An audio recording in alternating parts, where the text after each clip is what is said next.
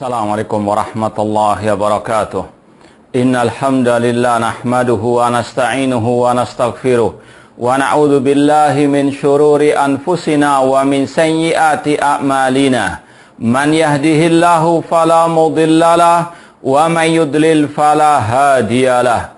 Ashhadu an la ilaha illallah wahdahu la syarikalah wa ashhadu anna Muhammadan abduhu wa rasuluh. Ya ayyuhalladzina amanu taqullaha haqqa tuqatih wa la tamutunna illa wa antum muslimun. Ya ayyuhan nasu taqu rabbakumul ladzi khalaqakum min nafsin wahidah wa khalaqa minha zawjaha wa batha minhuma rijalan katsiran wa nisaa'a wattaqullaha alladzi tasaaluna bihi wal arham. Innallaha kana 'alaikum raqibah. Ya ayyuhalladzina amanu taqullaha wa qulu qawlan sadida yuslih lakum a'malakum wa yaghfir lakum dhunubakum wa man yuti'illaha wa rasulahu faqad faza fawzan 'azima. Amma ba'd, fa inna asaqal hadithi kitabullah wa khairal hadi hadi Muhammadin sallallahu alaihi wasallam wa syarrul umuri muhdatsatuha wa kullu muhdatsatin bid'ah wa kullu bid'atin dhalalah wa kullu dhalalatin finnar.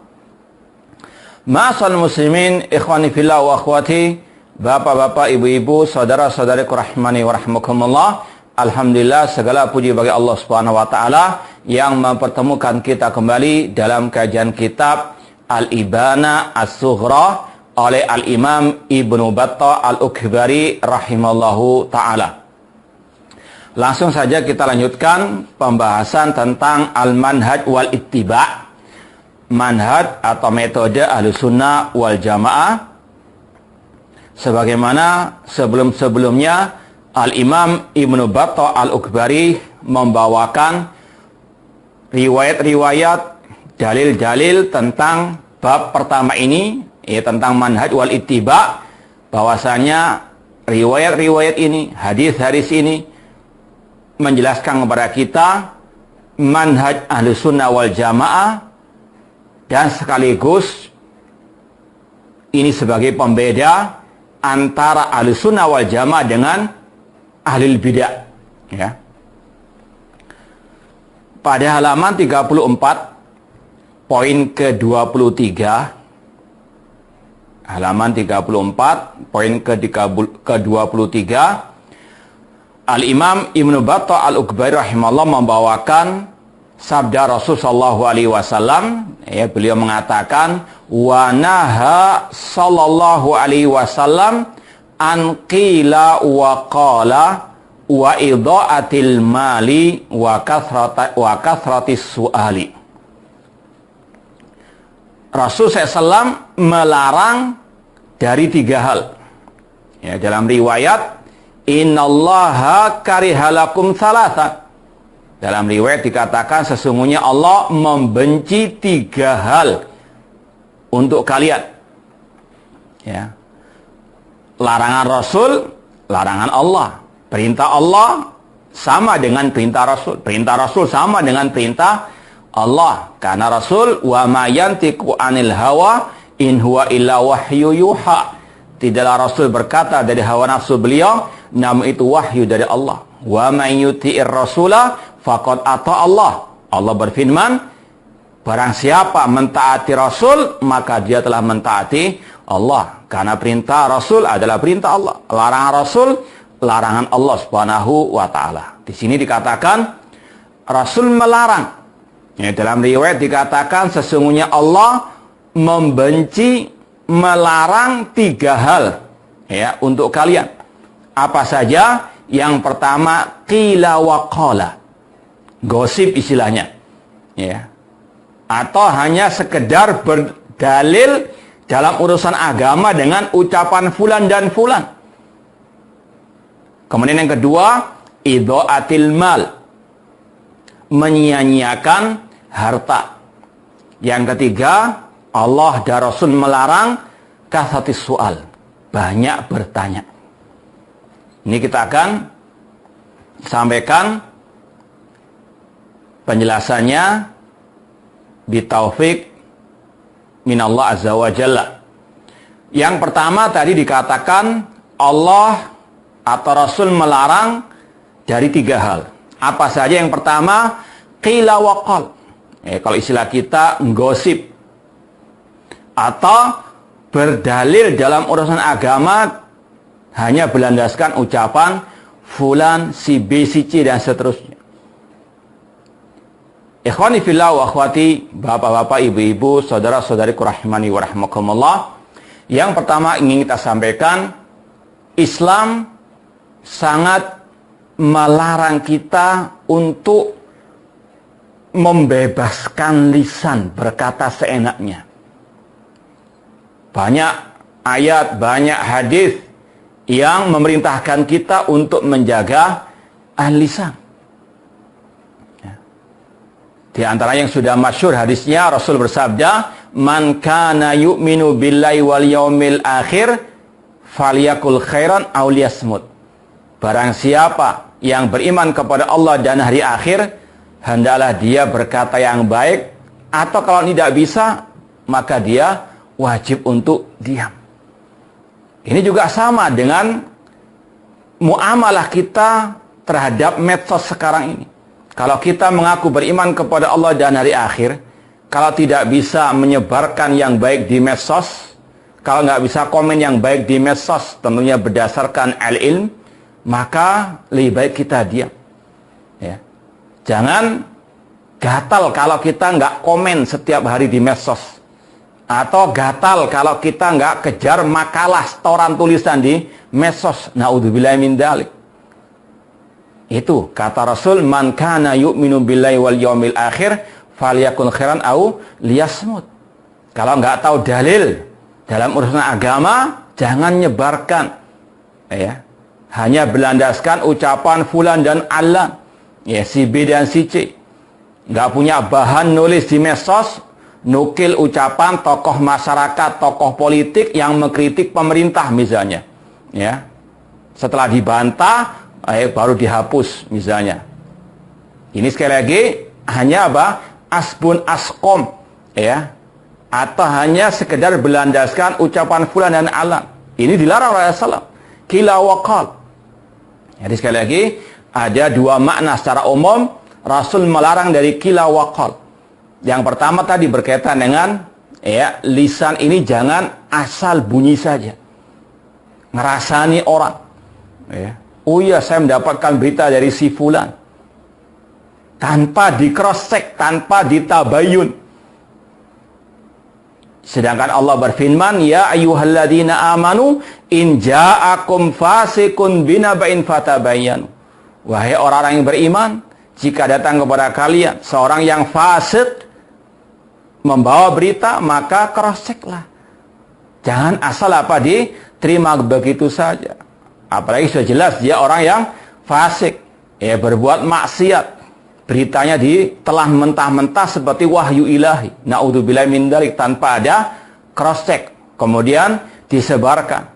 Meskipun tidak menyebarkan, tapi kalau dia ikut gosip bersama orang yang fasik tersebut, yang membawa berita, ya, apalagi gosipi orang lain, sebagaimana keadaan Abdullah bin Ubay bin Salul, yang gosipi Aisyah radhiyallahu anha, istrinya Rasulullah SAW. Ya, ini adalah pengikutnya Abdullah bin Ubay bin Salul. Tanpa ada cross-check, tabayun. Maka hati-hati. Ya, meskipun gelarnya sudah ustadz atau sebagai da'i. Ya, tapi na'udzubillah min dzalik. Akhlaknya akhlak Abdullah bin Ubay bin Salul. Orang lain disuruh untuk cross-check, tabayun, klarifikasi. Tapi dia sendiri, ustadznya tukang gosip. Na'udzubillah min dzalik. Ini yang Rasul larang. Rasul melarang dari qila wa qal. Ya. Fulan berkata, oh fulan demikian-demikian ucapannya. Tanpa ada cross-check atau tabayun. Ya. Mentang-mentang apa sudah tingkat makrifat. Ya. Orang lain disuruh tabayun, dia sendiri bebas tidak tabayun. Na'udzubillah min dzalik. Sedangkan Rasul bersabda, kafa bil mar'i kadziban an yuhaddits bi kulli ma sami'. Cukup bagi seseorang itu dikatakan pendusta. Dalam riwayat kafa bil mar'i itsman an yuhaddits bi kulli ma sami'. Cukup seseorang itu mendapatkan dosa kalau dia menyebarkan semua yang dia dengar. Enggak semua yang dia dengar itu benar. Ini yang pertama, Rasul melarang, Allah melarang dari qila wa qala, gosip. Na'udzubillah min dzalik. Kemudian makna yang kedua tadi kita sampaikan, yaitu berdalil dalam urusan agama hanya berlandaskan qila wa qal. Seperti manhajnya ahlil kalam atau ahlil bidah secara umum. Ya. Ahlil kalam dalilnya adalah ucapan fulan dan fulan. Ucapan Aristoteles, Platon, atau Toples atau yang lainnya. Na'udzubillah min dzalik. Dan ini yang pernah diutarakan oleh tokoh mereka. Tokoh ahlil kalam. Ini sudah sering kita sampaikan, ahlul kalam adalah orang-orang yang menetapkan akidah hanya berlandaskan akal semata. Entah akalnya dia sendiri atau akalnya tokoh mereka. Salah satu tokoh ahlul kalam yang bernama Ar-Razi, dia pernah menyesali perbuatannya dahulu, atau kenapa dia dahulu menyibukkan diri dengan ilmu kalam, menghabiskan waktu untuk belajar ilmu kalam. Dia, Ar-Razi, tokoh ahlul kalam ini mengatakan pada akhir hayatnya dalam 3 bait puisinya, nihayatu iqdamil uqulu iqalu wa ghayatu sa'il alamina dhalalu. Puncak menuhankan akal itu kebingungan. Dan usaha orang-orang yang belajar ilmu kalam itu adalah ad-dhalal, kesesatan. Ya, hasil belajar ilmu kalam, kebingungan dan kesesatan. Kemudian dia melanjutkan lagi bait puisinya yang kedua. Kata dia, wa arwahuna fi wahsyatin min jusumina wa hasilu dunyana adzan wa wabalu. Dia mengatakan, dan roh-roh kami itu terasa liar dalam jasad kami. Enggak ada ketenangan belajar ilmu al-kalam. Wa arwahuna fi wahsyatin min jusumina. Dan hasil daripada kita belajar ilmu kalam, wahasilu dunyana adza wa balu, musibah dan bala. Na'udzubillah min dzalik. Ini pengakuan tokoh ahli kalam yang sudah bertahun-tahun atau bahkan puluhan tahun belajar ilmu kalam, mengajarkan ilmu kalam, menulis kitab-kitab yang bernafaskan al-kalam atau ilmu kalam. Namun pada akhirnya dia mengakui kesesatan ilmu al-kalam. Namun sangat disayangkan, kenapa kok banyak yang bangga dengan ilmu al-kalam? Ilmu kalam ini sumbernya adalah ilmu filsafat Yunani ataupun Romawi, atau yang semisal dengan mereka. Kemudian bait yang ketiga, Ar-Razi mengatakan, walam nastahfid min bahthina tula umrina siwa an jama'na fihi qila wa qalu. Dan kami tidak bisa mengambil faedah sedikit pun sepanjang usia kami belajar ilmu kalam, kecuali hanya mengumpulkan qila wa qalu. Hanya mengumpulkan tadi ucapan Aristoteles, Platon, Toples, atau yang semisal dengan tokoh-tokoh filsafat ahli kalam tersebut. Na'udzubillah min dzalik. Ini sekali lagi salah satu pembeda ahli sunnah dengan ahli bid'ah. Kalau ahli sunnah dalam beragama, apalagi berakidah, dalilnya qala Allah wa qala Rasul wa qala sahabah. Demikian pula ahli sunnah itu kalau nge-share di medsos itu hanya berlandaskan qala Allah wa qala Rasul wa qala sahabah. Ya, jelas nafasnya. Ya. Namun sangat disayangkan akhir-akhir ini banyak dai-dai yang mengaku ahli sunnah, ngaku salafi, namun ketika nge-share di medsos kelihatan nafasnya nafas ahli kalam. Hanya mengumpulkan ucapan fulan dan alan, menyebarkan gosip dan sebagainya. Apalagi hanya berlandaskan tadi ucapan tokoh politik yang ngeritik pemimpin kaum muslimin. Padahal sebelumnya melarang orang untuk menjelekkan pemimpin, ngeritik pemimpin di hadapan umum. Namun inilah sekali lagi mungkin hasil belajar di perguruan tinggi ahlul kalam sehingga ketularan mincela-mincelinya. Seperti yang pernah kita tulis dari ucapan Syekhul Islam Ibnu Taimiyah rahimahullah taala, ahlul kalam itu kebiasaannya mincela-minceli. Ya. Tidak konsisten dalam ucapannya. Kemarin melarang orang menjelekkan pemimpin, namun setelah itu mengeser ucapan tokoh politik, tokoh masyarakat yang mengkritik pemimpin, menjelekkan pemimpin kaum muslimin. Ya, mencela-mencelinya sama dengan ahlul kalam. Demikian pula metodenya qila wa qala sama dengan ahli al-kalam. Na'udzubillahi min dzalik. Ya, nasallahu ta'ala tsabat hatal mamat. Ikhwani fillah wa akhwati rahmani wa rahimakumullah. Jadi ini salah satu pembeda al-sunnah dengan al-bidah di antara ahlul kalam. Kalau mereka ini dalil dalam beragama qila wa qalu. Ya, al-sunnah qala Allah wa qala Rasul wa qala as-sahabah. Ya. Jadi sekali lagi Allah dan Rasul melarang dari yang pertama qila wa qal, gosip, menyebarkan ucapan fulan wa alan tanpa tahu betul atau tidaknya berita tersebut. Apalagi di zaman fitnah seperti ini, maka hati-hati di medsos, hati-hati menyebarkan berita, apalagi yang berkaitan dengan kebijakan pemimpin kaum muslimin yang akan mengarahkan manusia kepada kebencian, memusuhi pemimpin kaum muslimin. Ini sama dengan perbuatan Abdullah bin Sabah al-Yahudi yang memprovokasi massa untuk membenci al-Khalifah, pemimpin kaum muslimin. Maka sekali lagi hati-hati. Al-Khalifah Rasyid Ali bin Abi Thalib radhiyallahu anhu pernah berkata dalam seperti yang dinukil oleh Imam Bukhari dalam Al-Adabul Mufrad dan disahihkan oleh Syekh Albani rahimahullah, Ali bin Abi Thalib radhiyallahu anhu berkata, "La takunu ujulan madzayi budura." Jangan kalian menjadi orang yang tergesa-gesa dalam menyebarkan kabar berita.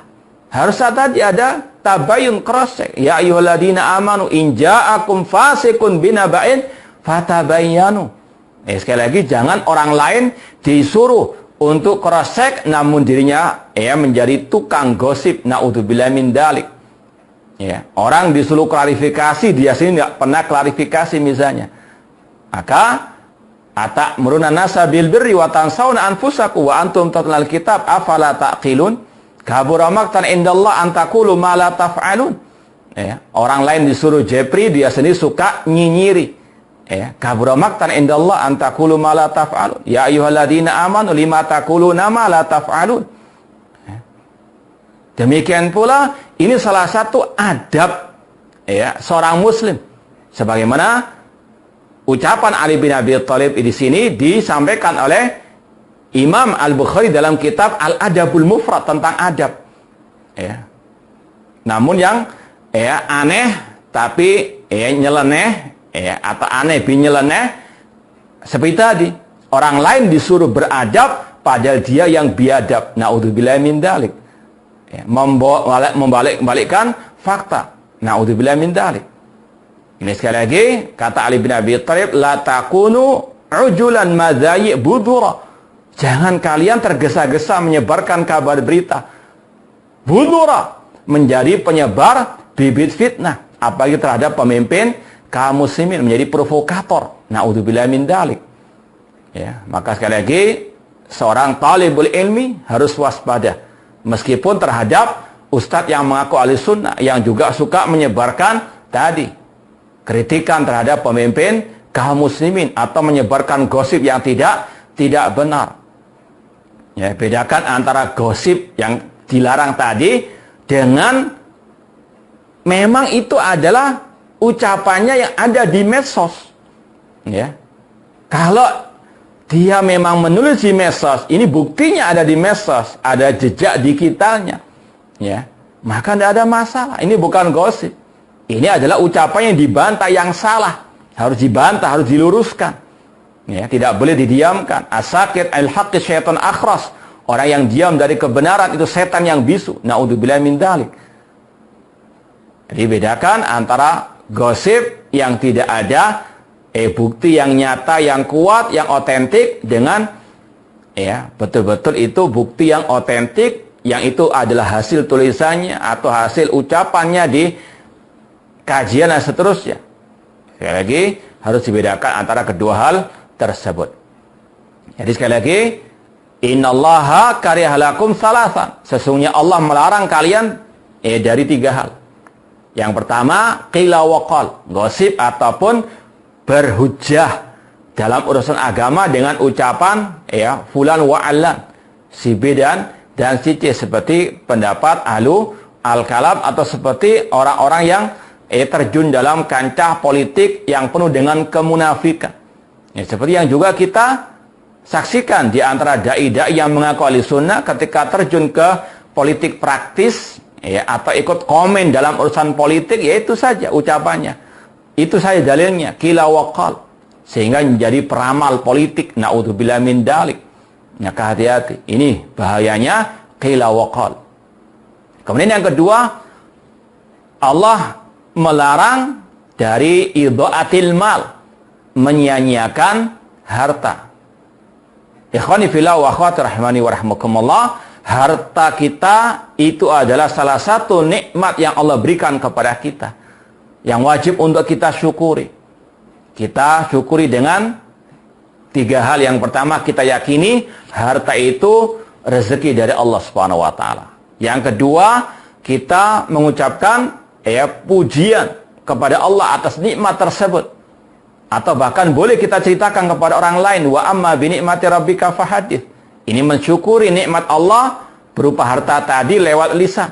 Yang ketiga, kemudian kita syukuri nikmat tersebut dengan menginfakkannya, menggunakannya di jalan yang benar, di jalan Allah Subhanahu wa taala terutama. Karena semua nikmat Allah akan ditanya oleh Allah Subhanahu wa taala. La tus'alunna yauma idin anin naim. Sungguh kalian akan ditanya oleh Allah tentang nikmat-nikmat yang Allah berikan kepada kalian. Di antara nikmat harta.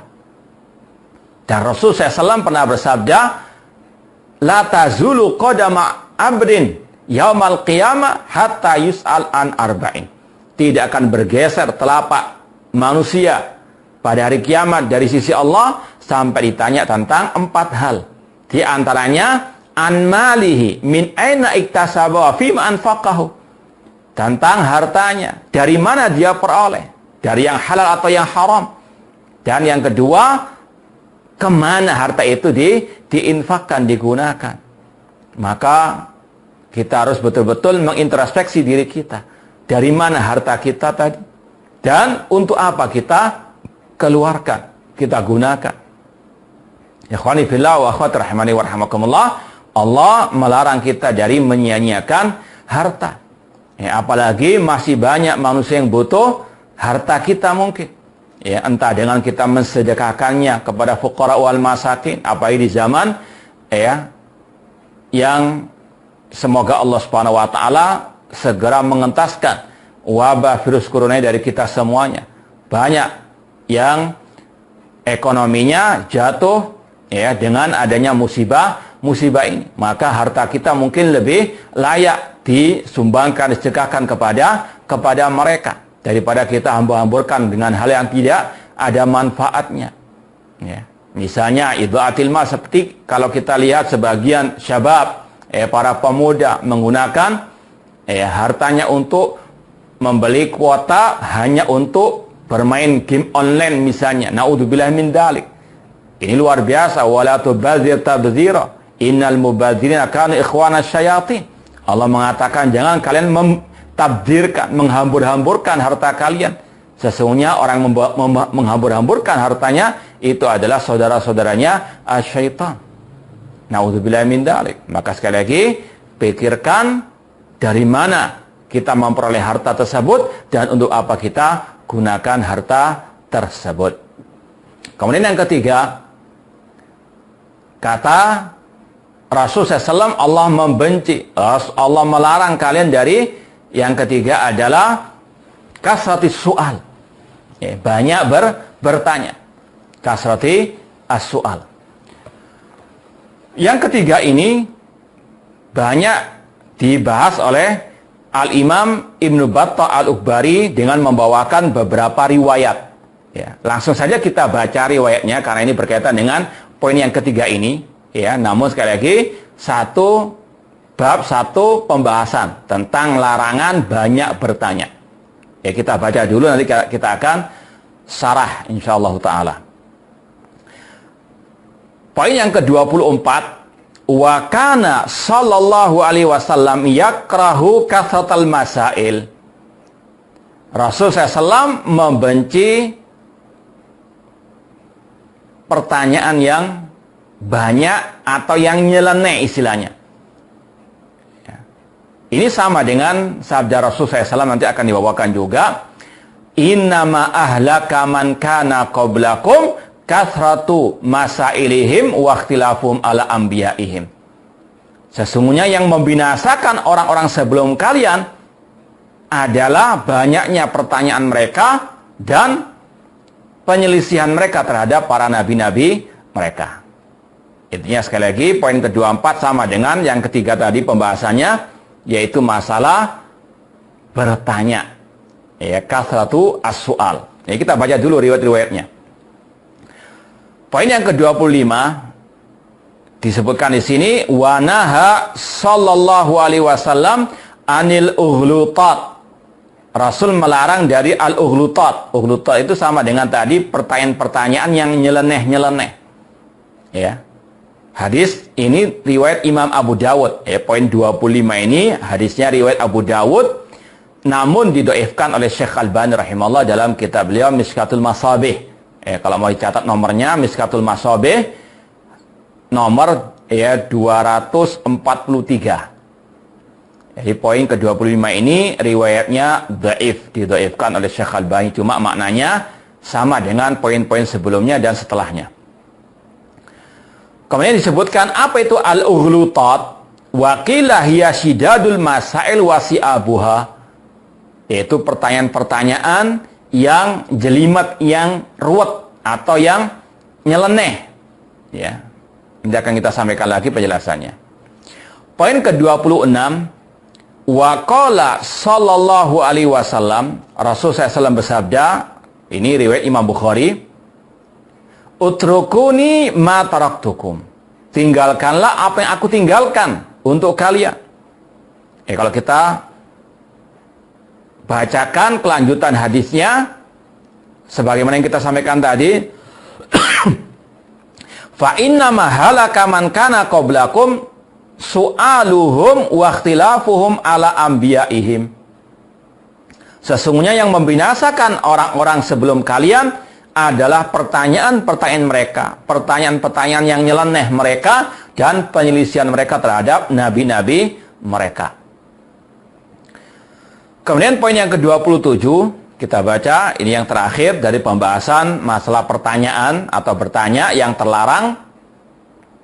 Wa qala sallallahu alaihi wasallam, Rasul SAW bersabda, ini juga dalam Sahih Bukhari, a'dhamul muslimina fil muslimina jurman man sa'ala an amrin lam yuharram fa hurrima min ajli mas'alatihi.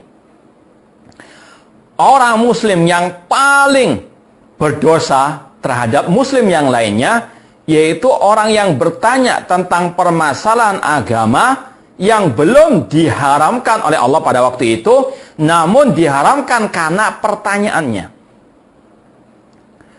Jadi ini salah satu model pertanyaan yang terlarang, meskipun itu memang adanya di zaman Rasul, karena kalau sekarang sudah selesai halal haram. Ya, kalau yang dulu sebagaimana yang Allah firmankan, ya ayyuhalladzina amanu la tas'alu an asya'in tubdalakum tasukum. Wahai orang yang beriman, jangan kalian bertanya tentang suatu permasalahan, kalau kalian dijawab itu akan memberatkan kalian.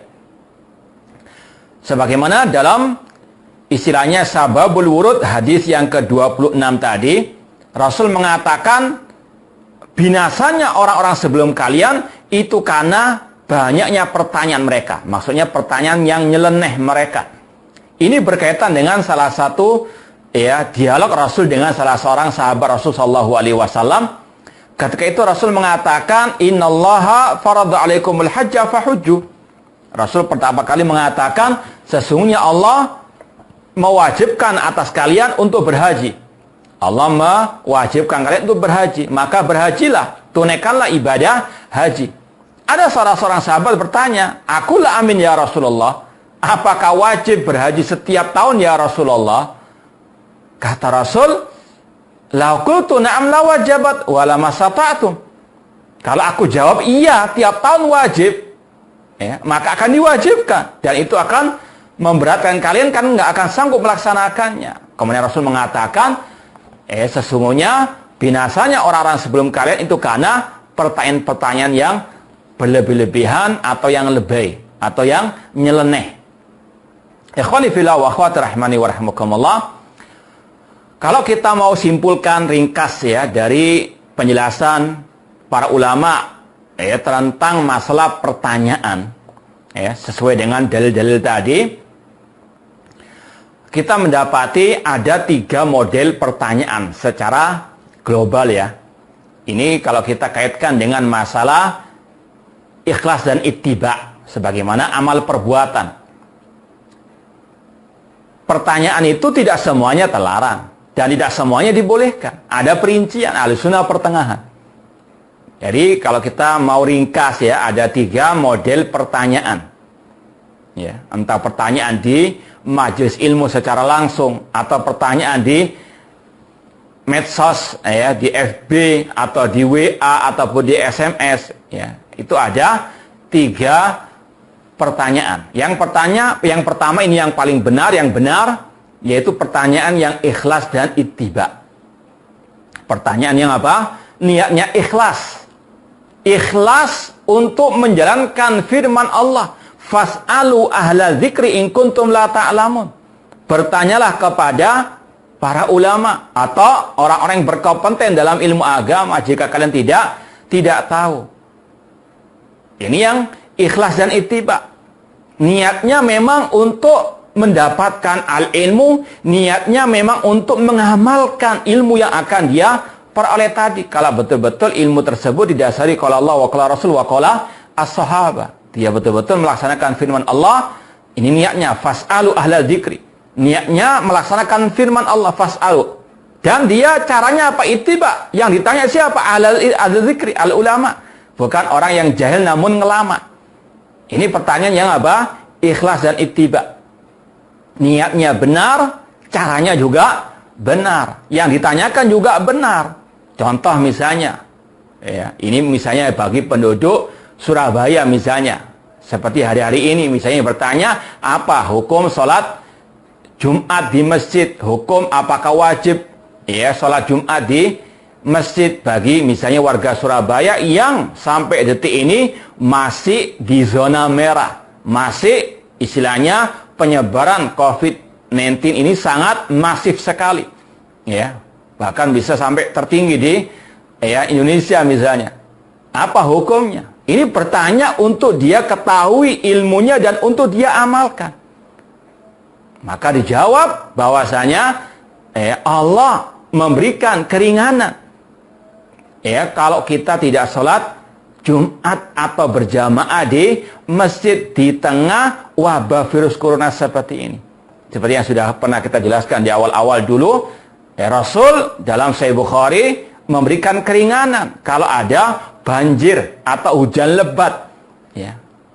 Wabah virus corona lebih hebat daripada, lebih ganas, lebih berbahaya daripada sekedar banjir atau becek ataupun lumpur.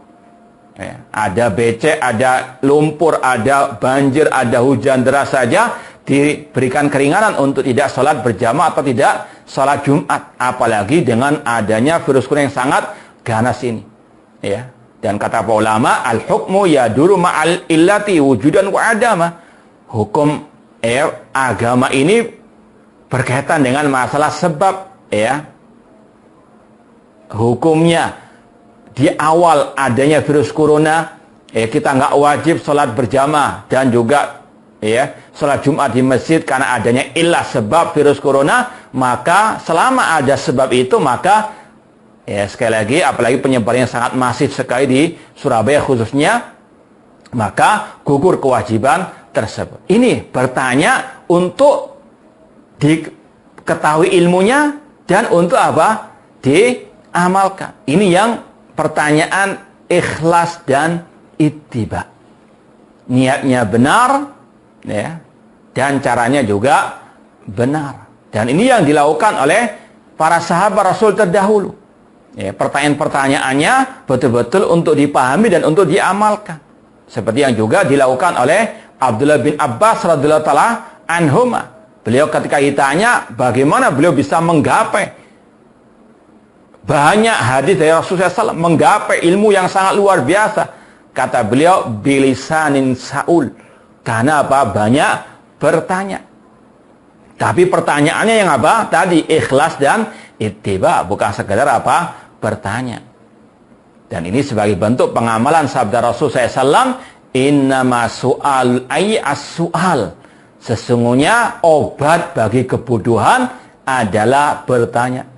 Kalau sudah tahu dia bodoh atau jahil, bertanya, bukan malah apa? Berfatwa. Ya, kalau tidak tahu manhaj yang benar, jangan asal tulis di medsos. Naudzubillah min dzalik, jangan asal nge-share. Apalagi nge-share pengumuman kajian tabligh akbar, kelompok-kelompok atau dai-dai haroka. Naudzubillah min dzalik.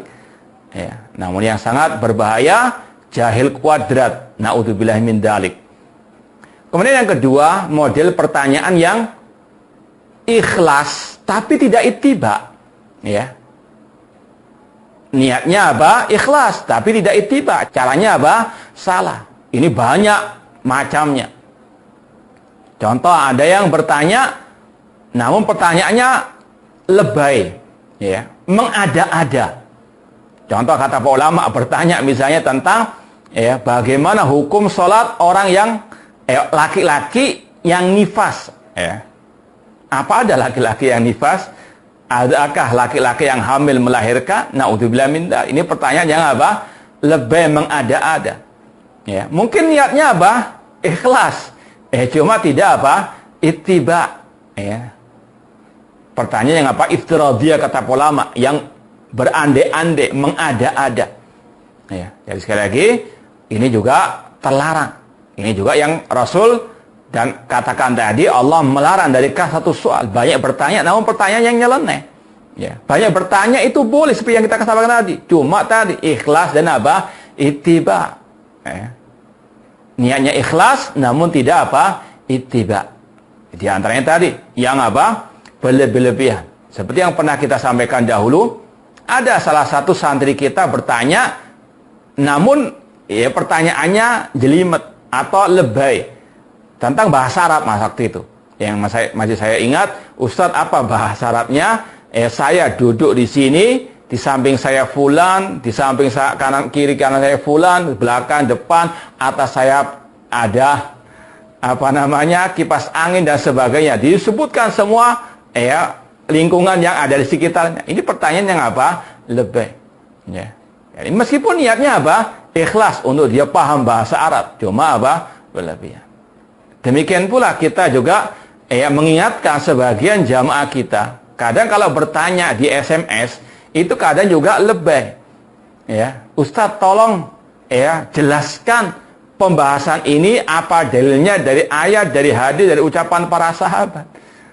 SMS kita nulisnya bagaimana? Ini syarah kitab. Butuh penjelasan yang panjang lebar, bagaimana menjelaskan di SMS. Ini juga kita sampaikan. Ya, ada adab untuk kita apa? Bertanya juga. Ya. Jadi sekali lagi, ada pertanyaan-pertanyaan yang harus kita apa? Betul-betul renungkan. Jangan asal apa? Bertanya. Pikir dulu apakah ikhlas dan ittiba. Ya. Ada pula pertanyaan yang ikhlas, ya, tapi tidak ittiba. Ya. Contoh tadi berlebihan dalam apa? Pertanyaan mengada-ada, pertanyaan-pertanyaan. Kemudian juga yang ketiga, ada pula pertanyaan yang apa? Tidak ikhlas juga tidak ittiba. Ya. Ataupun dia apa? Ya. Atau bisa kita katakan tidak ikhlas, tidak apa? Ittiba. Atau mungkin yang masuk ke yang kedua juga, kita nggak tahu hati orang ikhlas atau tidak. Cuma ini yang sekali lagi tidak benar. Ini kategori yang tidak benar juga. Yaitu bertanya tentang masalah kaifiyatus sifat. Tentang apa? Bagaimana sifat-sifat Allah. Yang sudah sering kita sampaikan dalam pembahasan tauhid asma sifat, kita dilarang bertanya tentang kaif, bagaimana sifat Allah. Seperti yang diucapkan oleh Imam Malik rahimahullah ta'ala ketika beliau mengatakan Allah istawa tinggi di atas arsy, kemudian ditanya kaifastawa, bagaimana Allah istiwa, maka beliau mengatakan al istiwa ma'lum wal kaifu majhul wal imanu biwajibun wa su'alu anhu bid'ah. Bertanya tentang bagaimana istiwanya Allah itu pertanyaan yang bid'ah. Enggak semua pertanyaan bisa dijawab, enggak semua pertanyaan perlu dijawab. Bahkan perlu dimarahi orangnya kalau tidak benar. Demikian pula pertanyaan yang tidak dibenarkan adalah pertanyaan tentang takdir Allah dengan kata-kata kenapa dan mengapa. Kenapa Allah menakdirkan demikian? Mengapa Allah menimpakan misalnya musibah virus corona ini pada kita? Misalnya bertanya tentang mengapa dan kenapa. Allah berfirman, la yus'alu amma yaf'alu wa hum yus'alun. Allah tidak bertanya tentang bagaimana Allah, kenapa Allah berbuat demikian. Dalam masalah tauhid asma wa sifat dilarang bertanya tentang kaif, bagaimana. Dalam masalah takdir dilarang kita bertanya dengan kata-kata mengapa dan kenapa Allah mentakdirkan demikian dan demikian. Demikian pula pertanyaan yang tidak dibenarkan, pertanyaannya Bani Israel. Pertanyaan yang apa? Mengada-ada, pertanyaan yang lebay, pertanyaan yang berlebih-lebihan. Ketika apa? Diperintahkan untuk menyembelih sapi. Namun apa? Bertanya, bagaimana sapi itu? Malaunuha, apa warnanya? Jelimet terus. Ini sekali lagi juga dilarang. Jadi sekali lagi, setiap yang mau bertanya harus betul-betul ditata niatnya dan juga apa? Ditata bagaimana pertanyaan tersebut, dipikirkan lagi. Dan juga di antara para ulama, di antara pertanyaan yang juga tidak dibenarkan. Ini jenis pertanyaan yang tidak dibenarkan, bahkan juga tidak ikhlas juga, yaitu pertanyaan yang ingin untuk menjatuhkan. Menjatuhkan orang yang ditanya, ngetes ustadznya. Ini juga pertanyaan yang tidak dibolehkan.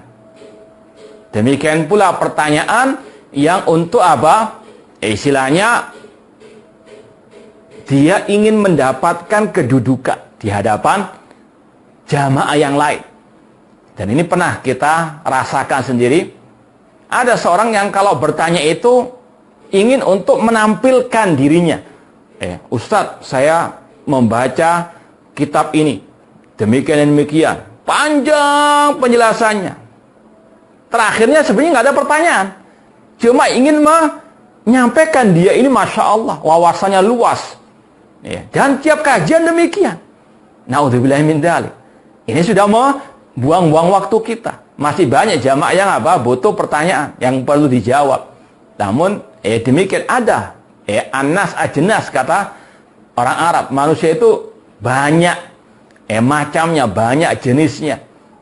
Maka sekali lagi jadilah penuntut ilmu yang pertanyaannya itu tadi ikhlas dan ittiba. Jangan yang tidak ikhlas, jangan yang tidak al-ittiba. Naudzubillahi min dzalik. Ini yang bisa kita sampaikan dari pembahasan poin ke-23 sampai ke-27 ini. Wallahu ta'ala a'lam. Ini ada pertanyaan, Ustadz, bagaimana kiat-kiat kita menguatkan iman di atas manhaj ini pada saat seperti ini yang kita jauh dari teman-teman yang soleh dan jauh dari kajian manhaj kecuali dari online saja. Yang pertama harus kita yakini, fattaqullaha masata'tum, la yukallifullahu nafsan illa wus'aha. Bertakwalah kepada Allah sesuai dengan kemampuan. Allah nggak membebani suatu jiwa kecuali dengan kemampuannya. Meskipun di hari-hari yang sangat berat ini, adanya wabah virus corona ini, masih banyak fasilitas cara untuk kita bisa menguatkan iman kita di atas manhaj salafus saleh. Meskipun harus hanya dengan ngaji lewat online. Ya, kalau kita niatnya ikhlas, kalau kita betul-betul bersabar, insya Allah ini salah satu cara kita untuk apa? Wa tawassaw bil haq wa tawassaw bis sabr, untuk menguatkan iman kita kepada Allah Subhanahu wa taala. Ya. Apalagi dengan adanya ya teknologi yang canggih, kita bisa apa? Komunikasi dengan teman kita seakidah semanhaj. Ya, lewat WA atau lewat video call misalnya.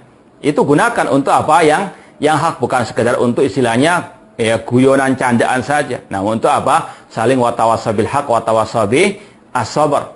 Ya, kemudian kita banyak berdoa kepada Allah, ya muqallibal qulub, tsabbit qulubana ala dinik. Rabbana la tuzigh qulubana ba'da idh hadaitana wa hab lana min ladunka rahmah innaka antal wahhab. Ya, sudah sering kita sampaikan kiat-kiat istiqomah. Yang pertama, ikhlaskan setiap aktivitas ibadah kita kepada Allah. Yang kedua, banyak mengingat keutamaan orang yang istiqomah. Yang ketiga, banyak berdoa kepada Allah dengan doa tadi, ya muqallibal qulub tsabbit qulubana ala dinik. Kemudian yang keempat, banyak mengaji tentang akidah, akidah salaf ashabul hadis, karena itu akan mengokohkan iman kita, enggak mencela-menceli sebagaimana ahli al-kalam. Kemudian juga banyak kita komunikasi dengan teman-teman yang seakidah semanhaj. Wallahu ta'ala alam. Ya, semoga Allah Subhanahu wa taala senantiasa mengokohkan akidah dan iman kita. Semoga Allah Subhanahu wa taala menjadikan kita senantiasa istiqomah di atas kebenaran, di atas akidah salaf, manhaj salaf sampai akhir hayat kita nanti. Ini sama pertanyaan yang kedua tentang masalah istiqomah. Bagaimana menyikapi orang yang bertanya tapi berujung perdebatan? Ya, kalau misalnya kita rasa ini sudah masuk ke area debat kusir, ya sudah nggak usah diladeni, nggak usah dilayani. Min husni sayyimati tarku malayani. Ya, kita bantah misalnya orang itu dengan dalil qala Allah wa qala Rasul, dengan ucapan para salaf, ucapan para sahabat. Namun ucapannya ngelantur ke sana kemari. Ya sudah. Ya jangan dilayani, yang waras ngalah. Ya, dia suka bersilat lidah, sudah ngomong kemarin panen dosa misalnya, tapi diingkari.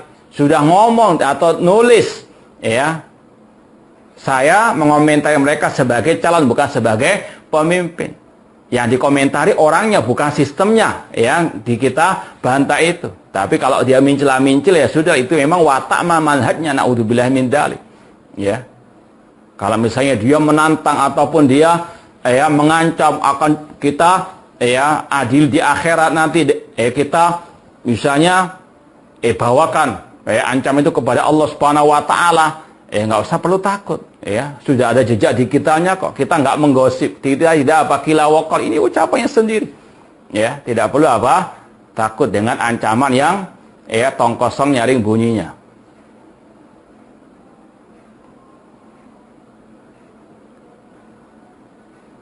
Bertanya bagaimana menjual barang untuk pernikahan, tapi pernikahan orang yang belum mengenal sunnah yang kuat diduga pernikahan tersebut dan ada percabulan ikhwan dan akhwat, apakah termasuk tolong-menolong dalam maksiat? Yang pertama, kewajiban kita untuk selalu watawassaw bil haq watawassaw bis sabr, ya, untuk kita sering watawassaw bil haq watawassaw bis sabr. Kemudian kalau menjual barang, ya, yang secara asal itu sesuatu yang mubah, maka sekali lagi dalam Islam al-aslu fil asya' al-ibah. Ini dibolehkan, kecuali kalau jelas-jelas itu digunakan untuk yang haram. Kita tahu misalnya kalau kita jual pisau ke orang ini akan membunuh, maka tidak boleh kita jual kepada orang tersebut. Namun secara umum tidak ada masalah kita menjual hal-hal yang memang secara asal itu adalah mubah. Ya, kalau ada orang yang pertanyaannya suka istilahnya nyeleneh, pertanyaan yang suka mengada-ada, ya kita wajib untuk menegurnya dengan baik, ya.